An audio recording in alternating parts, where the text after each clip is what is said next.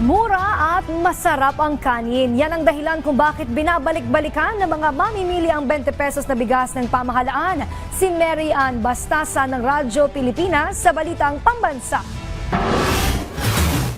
Tuloy ang dagsa ng mga mamimili sa bentahan ng 20 pesos kada kilong bigas dito sa covered court ng DA Bureau of Animal Industry sa Quezon City. Alas 6 pa lang ng umaga kanina may mga pumila na at nagpalista ng kanilang pangalan. Karamihan sa mga nagtungo rito ay mga first time daw makakabili at makakatikim ng murang bigas. Kasama na rito si Nanay Julieta na napapunta rito sa bai matapos na irekomenda ng kapitbahay niyang senior citizen. Sabi po ng kapitbahay, maganda daw po yung bigas, saka masarap din daw po, malapot. Hindi naman po daw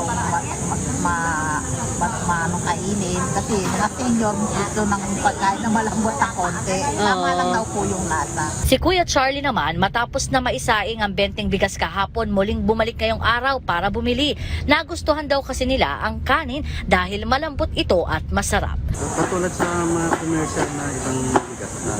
Oo, so hindi masasabing 20 pesos lang yun.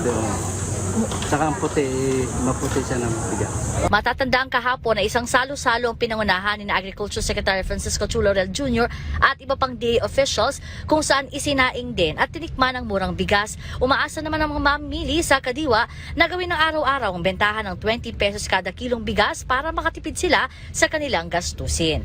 Mula sa Radyo Pilipinas, Mary Ann Bastasa para sa Balitang Pambansa.